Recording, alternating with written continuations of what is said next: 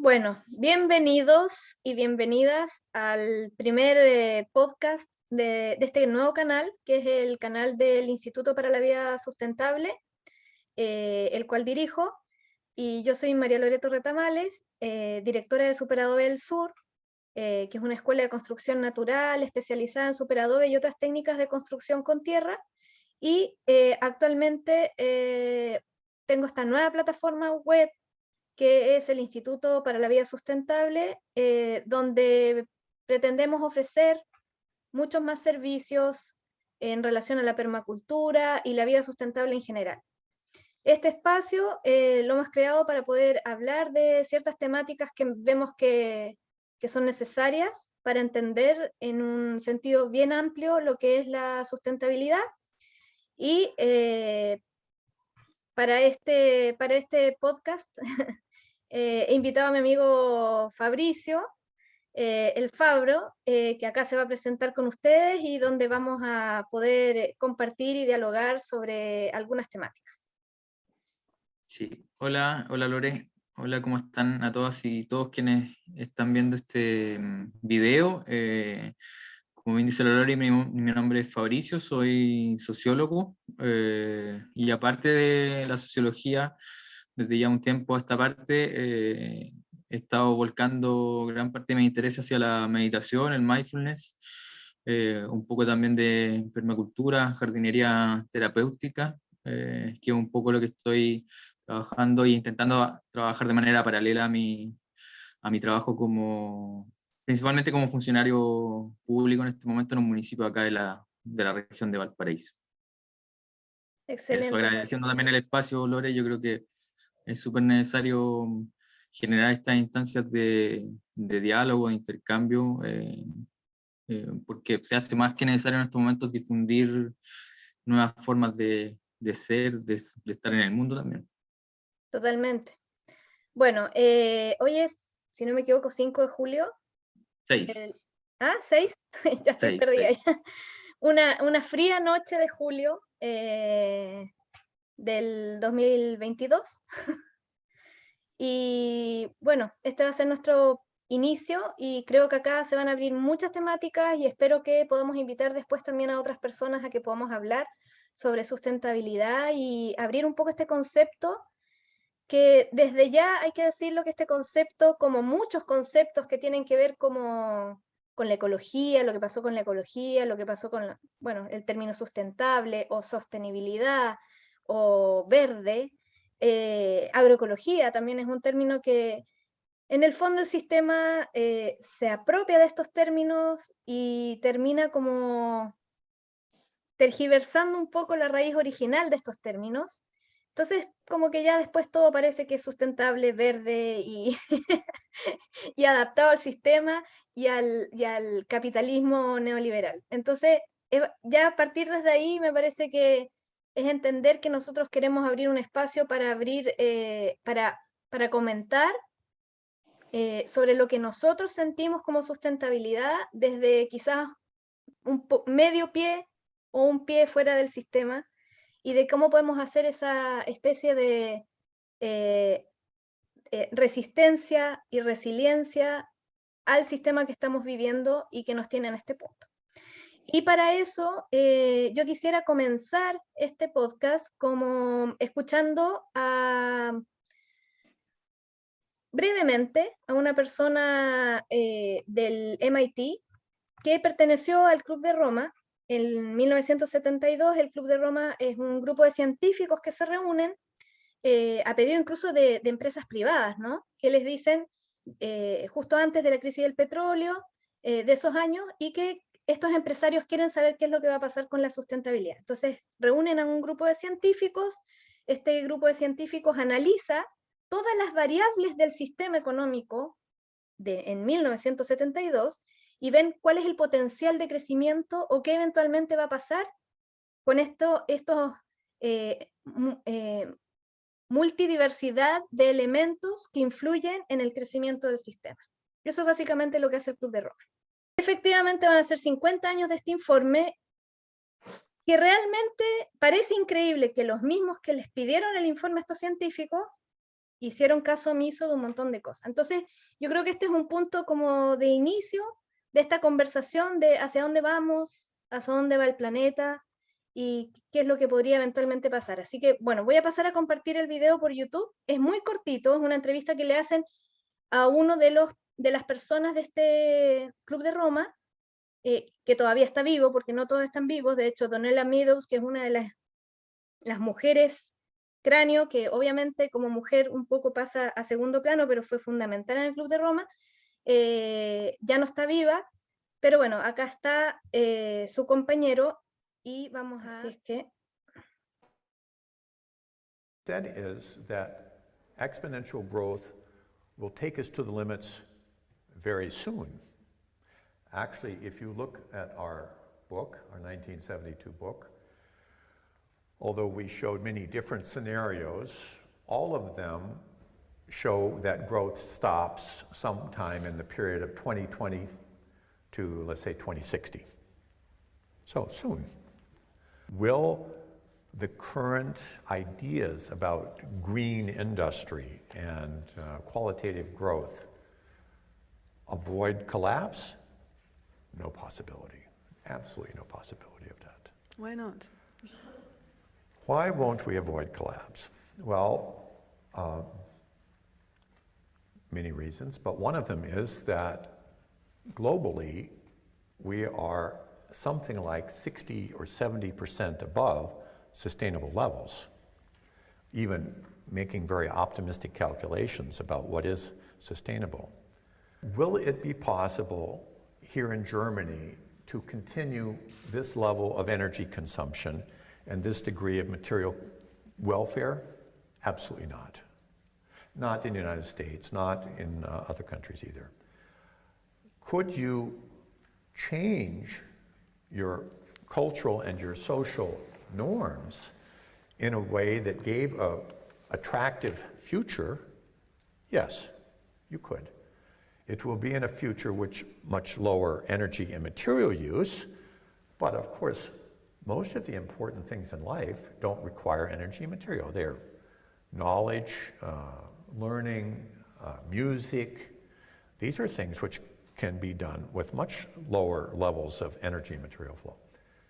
Will you choose to do that? I don't see any reason to think that you will. It seems to me the leaders of the West, of the industrialized West, are desperately trying to do everything they can to maintain the current situation. So that means you won't avoid the collapse. Bueno, muchas cosas que se pueden comentar a partir de este video. No sé. Sí. O sea, yo creo que una de las primeras como impresiones quizás que da y quizás también a la vez es uno de los más difíciles de admitir, de aceptar y de enfrentar, tiene que ver con esta inminencia del colapso, que de hecho es como el horizonte que genera ciertos dilemas y posiciones bien encontradas en torno a ello, entre quienes por algún lado, y todavía insisten en negar completamente todo lo que está pasando.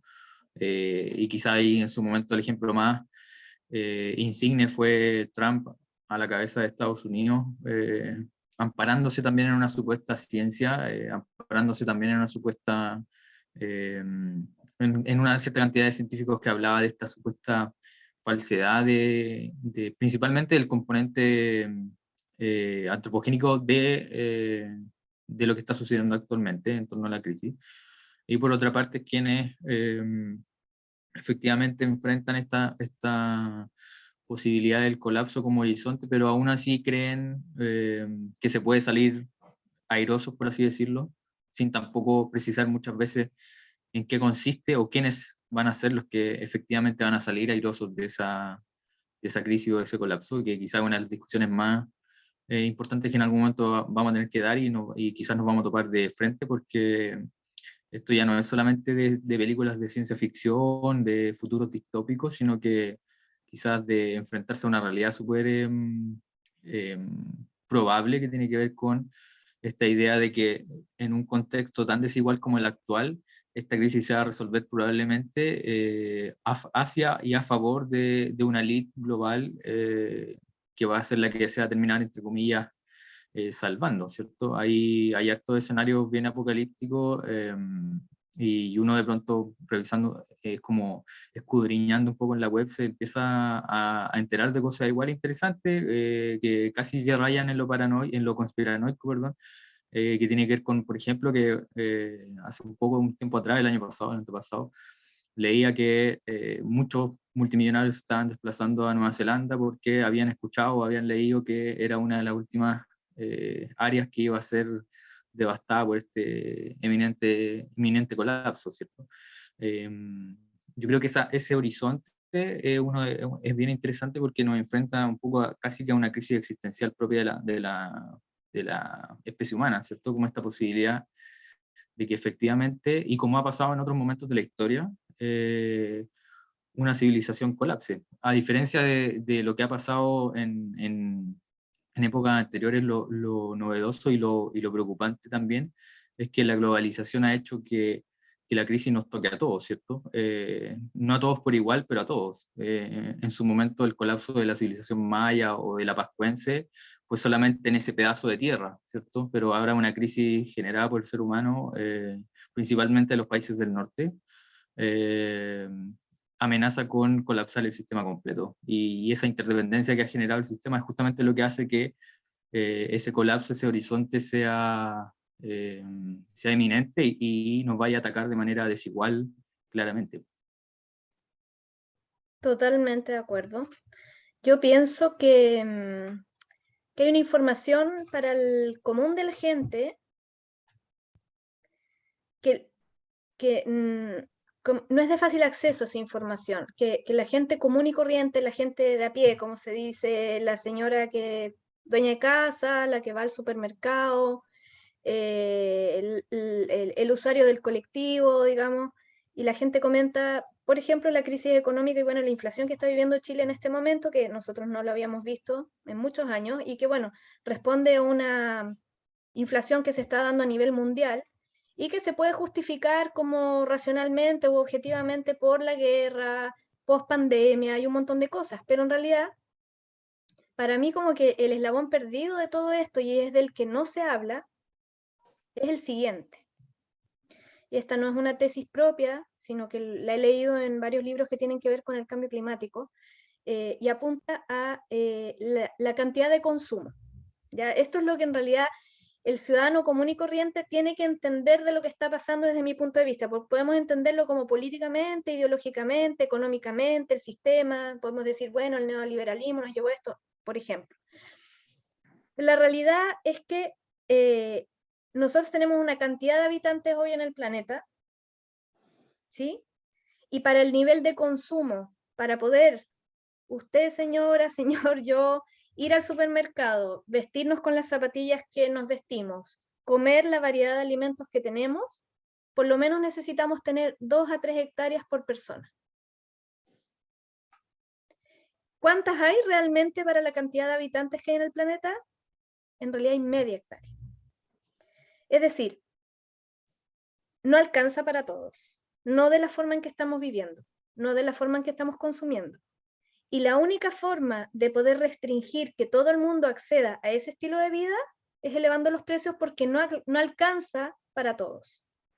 Esa es la base que nadie explica desde mi punto de vista y que tiene que ver con por qué va a colapsar el sistema. Y va a colapsar, y ¿dónde va a estallar? Va a estallar por los más pobres siempre. Sí, bueno. Y ahí, disculpa Lore, que vamos a agregar un dato que quizás no es menor respecto a ese panorama, que también del que poco se habla y quizás es uno de las cosas más perversas que puede tener el sistema actual global, es que no solamente el que esto no alcance y poder limitar ese acceso tiene que ver con subir los precios, sino que también con mantener ciertas áreas del planeta en una constante guerra civil, en una constante inestabilidad. O sea, si nosotros llegáramos, o sea, Somos si un África, gato por por acá, ejemplo, perdón. Perdón. está bien. Si nosotros, como sistema global, llegásemos a hacer que, no sé, África alcanzara niveles de desarrollo como Estados Unidos, si un africano consumiera lo que consume un estadounidense, el sistema colapsa en menos de 3 tiempos. Entonces, por eso te digo, una los efectos más perversos es efectivamente este equilibrio que se requiere por medio de la fuerza, por medio de la inestabilidad, etcétera, que es un poco lo que ha permitido que, como tú dices, no solamente a través del alza de los precios, sino que también de esta inestabilidad un poco programada de ciertos lugares, no solamente África, América del Sur también es un claro ejemplo de eso, Sí, que para poder alimentar a los pueblos del norte, y cuando hablo del norte no solamente hablo de Estados Unidos, sino que de todo el hemisferio norte, Europa, etcétera, se requiere que el hemisferio sur mantenga altos grados de inestabilidad que permita a su vez que consorcios, que empresas exploten de recursos explotación, naturales para poder llevárselos totalmente. hacia el norte. O sea, por ahí también viene un poco eh, esto de que el tema de la sustentabilidad, la resistencia, tenga que también partir por como por una suerte de repensarnos desde el sur y desde un sur global, ¿cierto? No desde el sur solamente desde América Latina, sino que también de los países de África, toda la parte de la India, etcétera, sino que como que entender un poco que este equilibrio depende en gran parte de lo inestable que nosotros seamos. Entonces, claro, cuando uno piensa, y llevándolo al caso chileno y muy actual y contingente, ¿qué es lo que nos podría traer una nueva constitución? Mayores límites a este activismo grosero que han llevado los países del norte para poder mantener ellos su economía, su subsistencia, en desmedro de todos los pueblos del sur. Efectivamente, efectivamente. Estamos en un punto crucial acá en Chile donde se puede determinar si mucho cuál va a ser como el futuro de cómo nosotros vamos a explotar nuestra propia tierra y de cómo vamos a vivir en ese territorio. Y es un escenario complejo porque efectivamente por la globalización son pocas las opciones. ¿Y cuánto ciudadano en Chile realmente está dispuesto de dejar de ir al mall para, no sé, en vez de comprarse unas zapatillas de marca, comprar chalecos de lana de oveja de una señora que está en Ovalle, no sé? Entonces es un cambio de mentalidad tan profundo que lamentablemente yo creo que no estamos preparados. No estamos Sí. preparados. Y si ya estamos pasados como 20 años de lo que ya se predijo que venía el colapso, o sea, el colapso es inminente. Y entonces, dado este escenario que estamos planteando nosotros, que creo que es súper importante entender para el ciudadano de a pie, en realidad, por qué están subiendo los precios, por qué se está viviendo esto y que no es solamente del político de turno. No es así tampoco, es algo a nivel mundial y porque a nivel de la sustentabilidad del planeta, el planeta ya está colapsado. A eso, si le sumamos la variante cambio climático, o sea, la cosa es una bomba de tiempo, totalmente. Porque si ya el sistema se predijo, digamos, que iba a colapsar, si a eso tú le sumas que hay elementos que se van a ir acelerando incluso más rápido que los mismos modelos de predicción, que tienen que ver como con las lluvias torrenciales o que vengan lluvias torrenciales cuando es primavera y recién los árboles están en flor, entonces después la fruta no se da, o los calores, o las inundaciones, etcétera, empieza a faltar el alimento, o sea, hay un punto que es como un breakpoint, un punto de quiebre, en donde empiezan a haber variables que totalmente impensadas, que aceleran y multiplican la velocidad de este proceso de colapso. Entonces, dado este escenario, el punto es, ¿qué podemos hacer nosotros? ¿Qué podemos hacer nosotros? ¿Cuáles son realmente las pequeñas herramientas que nosotros tenemos para poder encontrar como un pequeño oasis de paz, tranquilidad y de supervivencia en este escenario que igual es muy hostil, pero realista? Nosotros no estamos exagerando algo como para decir, mira, esto es un plan maquiavélico de los líderes del mundo. No, esto es inminente, esto está sucediendo, es real. Se decía que el 2020 comenzaba el colapso, estamos en el 2022 y cada vez esto se está acelerando más. La gente no entiende por qué está pasando, pero está pasando. Sí, pues, o sea, yo creo que un poco a eso apuntan estas conversas, estos espacios. Quizás esta va a ser la primera como la introducción, un poco desde Seguro. reconociendo la inminencia del colapso, aunque moleste, aunque de pronto sea como poner el dedo en la llaga y insistir, insistir, insistir. Hay que, en primer lugar, reconocer el problema, ¿no?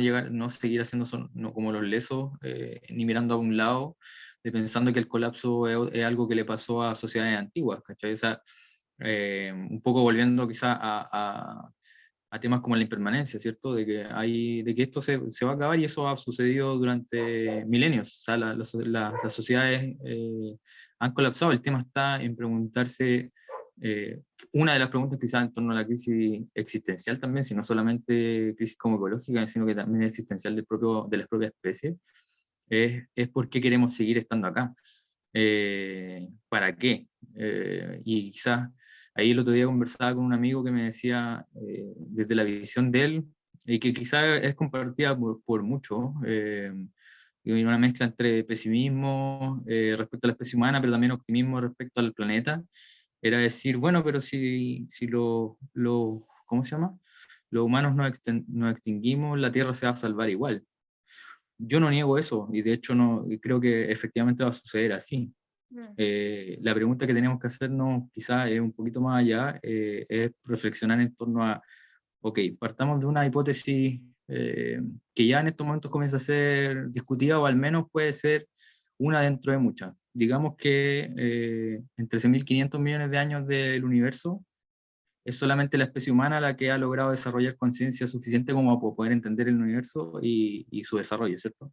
Supongamos eso, supongamos que no hay otras conciencias en otros lugares, ni nada, y es efectivamente los 13.500 millones de años, que yo creo que es hasta inimaginable en una escala humana, pero supongamos que fue así. Efectivamente queremos echar de alguna otra forma por la borda lo que se ha demorado el universo en crear una conciencia suficiente que comprenda el universo, que se plantee preguntas existenciales por la crisis que estamos viviendo. O sea, por eso, más allá de que la Tierra vaya a vivir y vaya a subsistir y vaya a sobrevivir al colapso, como lo hizo en su momento con la extinción de los dinosaurios y así por las distintas extinciones que ha pasado, la Tierra efectivamente ha sobrevivido.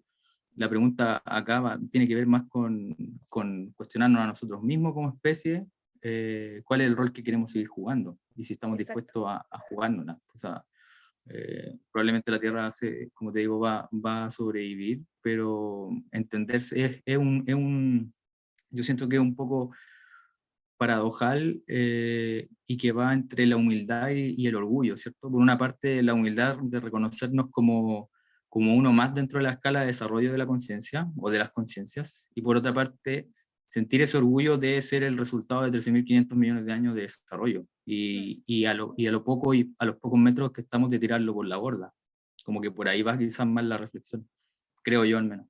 Sí, sí, totalmente. O sea, ¿cuál es el rol que vamos a jugar nosotros? Y fíjate que cada vez que yo pienso como en el área de la sustentabilidad y las autoridades, por ejemplo, si uno empieza a pensar en, no sé, ministerios, los ministerios que existen, el Ministerio de la Mujer, el Ministerio de Medio Ambiente, ¿sí? ¿Qué tan real es las acciones, por ejemplo, que los gobiernos, ya sin ejemplificar en este específico que estamos ahora, pero en general, eh, eh, qué realmente están haciendo por lo que está pasando? Y es poco, es muy poco. Porque normalmente las instituciones actúan de una manera como narcisística, por así decirlo, y de esa manera están pensando solo como en el bienestar de su misma institución. Entonces ya desde el paradigma desde donde actúan las instituciones y las empresas, porque acá también son gobiernos y empresas, y las transnacionales, digamos, es muy difícil que las personas que son conscientes y que están vibrando con una frecuencia diferente de para dónde vamos, logren tomar decisiones importantes dentro de estos lugares de poder. Creo que una de las cosas más importantes es quiénes ocupan los cargos de poder hoy en este mundo.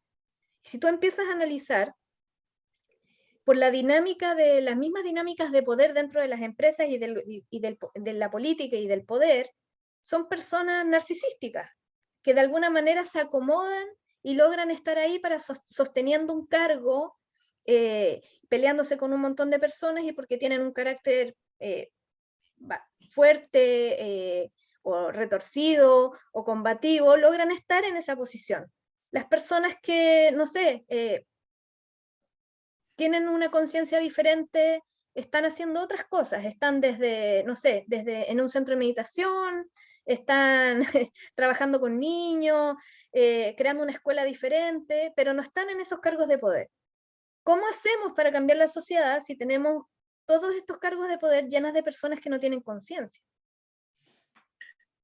Sí, yo creo que ahí una de las, quizás, estrategias, o cuando uno se pregunta el qué hacer, a mí al menos, y exactamente, o sea, comparto mucho esa reflexión, porque es algo que nos cuestionamos, sobre todo a quienes de alguna u otra forma nunca hemos renunciado a la política, nunca hemos renunciado a ese espacio, que siempre está esa esperanza, y que por algo muchos acudimos a votar, por algo vamos a marchar, por algo nos movilizamos al estallido, etcétera. Siempre está esa esperanza ahí, ¿cierto? De que siempre va a haber ese metro cuadrado y un poco más para poder actuar políticamente en esos espacios, en esas esferas, como decías tú, donde se terminan tomando las decisiones. Yo siento que, sin embargo, y que lo grafica muy bien una de las cosas que se dijeron posterior al estallido, pero que yo lo quiero llevar un poco más allá, que tiene que ver con esta noción de no soltar la calle.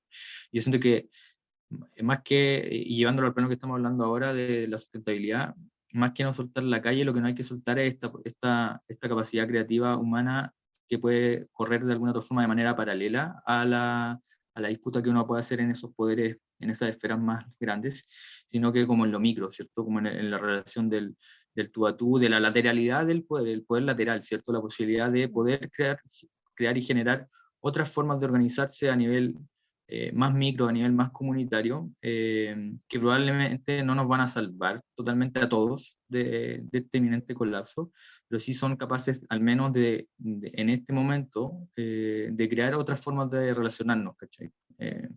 Yo creo que por eso es importante las recuperaciones que están haciendo ciertos movimientos de conceptos como el buen vivir, como gestión política de la vida, ¿cierto? De los pueblos indígenas, latinoamericanos y de otros pueblos. Que por eso a eso voy, como un poco el no soltar la calle, que también se traduzca en no soltar esta esperanza de poder construir de manera lateral, ¿cierto?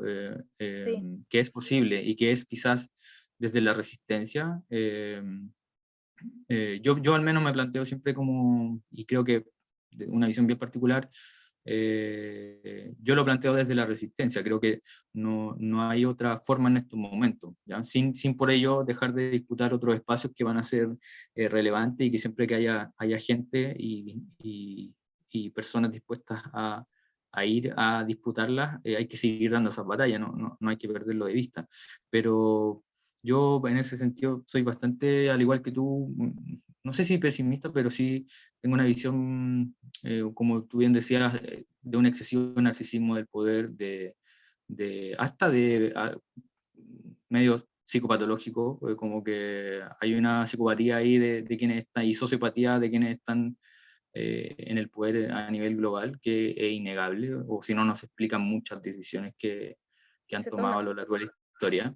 Y de hecho ahí hay algo muy curioso, o sea, no sé por qué nosotros en algún momento llegamos a pensar que la gente que está administrando el poder a nivel global dejó de ser lo mala que en algún momento hasta las películas nos mostraron que hacían hace 400 años atrás. ¿En qué momento hubo un progreso moral y ético de quienes han sustentado el poder? No hay pruebas, porque tampoco nunca hemos podido ir tras ellos como para estudiarlos tampoco, ¿cachai? O sea, Ya hay Lao cosas de Tse lo pronto cuando... decía, Lao Tse lo Sí, decía. sí, o sea, cuando uno mira la historia hacia atrás y ve ejemplos de masacres, del comportamiento un poco de la élite, uno tiende a verlo como algo bien pasado, como que no, nosotros hemos progresado moralmente. Bueno, probablemente nosotros, el común de la gente, pero no tenemos pruebas de que quienes administran el poder han efectivamente progresado moralmente, si no, no me explico lo que está pasando en Rusia y Ucrania, etcétera. Entonces, volviendo a lo que te estaba diciendo, que a mí siempre me quedó dando vuelta esto como del no soltar la calle, no soltar esta otra forma de construir, y un poco también retomando lo que decía ahí al principio de el mismo concepto de sustentabilidad, de cómo nosotros entramos a la disputa de cómo se construye el mundo a través del lenguaje, como no dar por perdida esa batalla, ¿cierto? O sea, por mucho que el capitalismo siempre sea como todo abarcante, que todo lo quiera como transformar en mercancía, eso no hace que la palabra muera, por así decirlo, sino que también puede ser resistida. Y ahí yo rescato el valor de la intención, por ejemplo, del por qué probablemente yo y Falabella vamos a estar hablando al mismo tiempo de lo verde, de la sustentabilidad. La única diferencia la va a ser la intención. Exacto. Y cuando esa intención se junta con otra, es lo que termina creando este poder o este contrapoder. Yo quisiera, como para ir cerrando este primer podcast, dejar como una semilla al aire, que tiene que ver con, bueno, con la palabra resistencia. A mí la palabra resistencia me gusta, pero a la vez me parece combativa en ese sentido, como que, ¿cómo construimos esa resistencia? Yo quisiera contar así brevemente algo que a mí me impactó mucho en un curso de ecología y de permacultura que tomé en Estados Unidos, en un lugar que es un lugar maravilloso, que es Omega Institute en Estados Unidos, donde hay grandes personas que están del mundo espiritual, del yoga y de la permacultura y del nuevo paradigma de pensamiento. Y bueno, yo tuve la suerte de tomar un curso ahí y conocí a una mujer que estudió en Harvard. Y esta mujer construía parques y bosques comestibles para la gente en ciudades importantes de Estados Unidos. Cuando yo tomé ese curso, de alguna manera pensaba que iban a decir como herramientas un poco, bueno, para construir un bosque comestible y poder hacer esta plaza, lo que ustedes tienen que hacer es punto 1, 2, 3. En mi mente mecanicista, digamos, sentía que esa era la información que iba a recibir. Y me encontré con algo tan espiritual y tan profundo que me marcó, pero tremendamente en mi vida, y creo que es realmente lo que me ha inspirado como para llegar a hacer este podcast y hacer la misma página de mi instituto. Cuando yo le dije, bueno, pero ¿cómo haces para que la gente, la comunidad, se involucre en proyectos de este tipo y en el fondo realmente se empiece a generar la transformación? Y ella me dijo algo muy importante, que es, antes de poder hacer permacultura como uno se imagina, de regenerar y hacer jardines y hacer bosques comestibles y hacer huertas comunitarias, hay que hacer un trabajo de permacultura social. Y ese trabajo de permacultura social es regenerar los vínculos que perdimos. Y cuando uno habla en términos como desde nuestra crisis de Chile y el estallido social, es soltar la calle, es porque en la calle nos reunimos y en la calle volvimos a establecer esos vínculos y empezamos a soñar un nuevo país. Lamentablemente empezó a dormirse eso. De alguna manera soltamos las calles, soltamos los vínculos, dejamos de juntarnos, volvimos todos al trabajo, volvieron los niños al colegio, y entre medio además tuvimos una pandemia que nos aisló bastante, lo que acrecentó, digamos, la crisis espiritual en nuestra sociedad también. Entonces, cuando decimos, no hay que soltar la calle, no hay que soltarnos, no tenemos que soltarnos. O sea, que esto sea un semillero de juntarse con un vecino, aunque sea hacer unos plantines de lechuga, o que se comparta un lugar para hacer el compostaje, o que efectivamente aprendamos otras formas de, no sé, de hacer el pan, o de comprar comunitariamente a productores locales, etc. Tenemos que lograr que se regenere el vínculo social antes de poder llegar a hacer esa otra regeneración. No podemos llegar a eso antes de regenerar el vínculo social. Y eso yo lo he experimentado con un grupo de personas acá. Yo vivo en Cerro Esperanza, Valparaíso, y se hizo una huerta comunitaria, y de a poquito el vínculo efectivamente se ha ido restaurando. Yo no participo activamente de ese grupo, yo simplemente he asistido a algunos eventos que ellos han dado, y ha sido maravilloso ver cómo gente de distintos estratos sociales se reúnen para pintar, arreglar un lugar, plantar árboles, turnarse para regar, y ha sido un trabajo de hormiga de ese grupo, pero que de alguna manera está reconstituyendo el tejido social, para que eventualmente, probablemente si viene una crisis grande, ese espacio ya va a haber nacido. Entonces, La invitación es que cada uno desde su pequeña trinchera pueda hacer estas pequeñas cosas, pero estas cosas no vienen como con, digamos, la modalidad empresa privada que instaura algo. No es así. No es como, bueno, vamos a hacer una huerta comunitaria y cuánta plata se necesita y el fondo concursal. Desde ya el paradigma ahí está equivocado. El paradigma, nosotros tenemos que establecer vínculos entre nosotros y ahí viene lo espiritual y viene, digamos, la dimensión también del amor que tiene que haber en esta transformación entre personas para realmente poder realizar ese cambio. Ese es el camino. El camino es tomándonos las manos entre todos y todos tratando de hacer desde esa pequeña trinchera. Entonces, esta es como la invitación que yo hago a los que escuchen este video y que puedan entender que en realidad tenemos que cambiar nuestra mentalidad para que realmente sucedan esos cambios que queremos que sucedan. Sí, súper de acuerdo. Efectivamente, yo creo que estamos en un punto álgido, no solo a nivel país, sino que global, donde se requiere que la gente esté, que se vuelva a encontrar, ¿cierto? Como que se vuelvan a, como decías tú, como restablecer ciertos vínculos que nos hacen humanos, que nos hacen una especie completamente social y que se hace en sociedad. Yo creo que hasta es un poco un tema para quizás para una próxima conversa. Siempre se habla como de la emergencia psicoespiritual. Yo creo que a mí me gusta pensar que estamos en una emergencia socio-psicoespiritual. Hay algo Totalmente.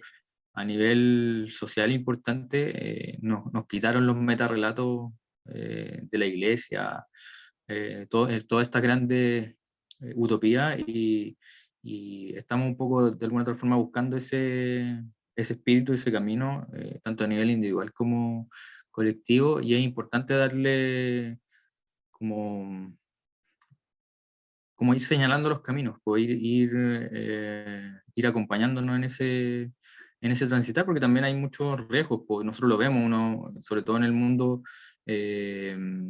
como muy entre comillas más como espiritual, se da mucho el terminar como transformando solamente en otra forma de narcisismo, ¿cierto? Ese riesgo siempre está, pues, y Sí. por eso también es importante reflexionarlo, y quizás lo podemos conversar en otra En oportunidad. otra oportunidad, sí. Y yo en verdad con lo que me quedo y un poco la naturaleza misma de esta conversa que se da a través de medios provistos por el capital.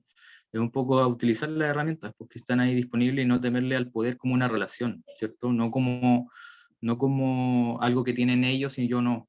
Eso es un poco de lo que se nos olvida de repente, el poder de agencia que tenemos.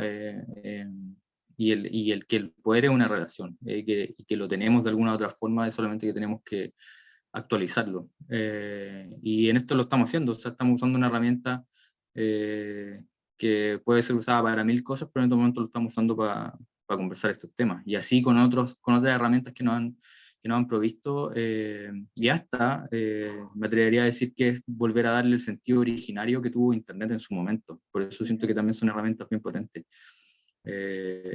Así que eso, agradecido por la instancia, Lore, y sigamos conversando. Excelente, me encantó. Bueno, así finalizamos entonces este primer podcast y dejamos abierto para prontamente, en un par de semanas más, grabaremos otro y así iremos tocando temas y eventualmente vamos a invitar a otras personas también para que nos aporten. Así que, bueno, a no soltarse entonces. Esa es la invitación con este primer podcast y gracias por habernos escuchado. Gracias, Fabro, por haber participado y haber dedicado tu tiempo a esta conversación. Súper. Chao, que estén muy bien.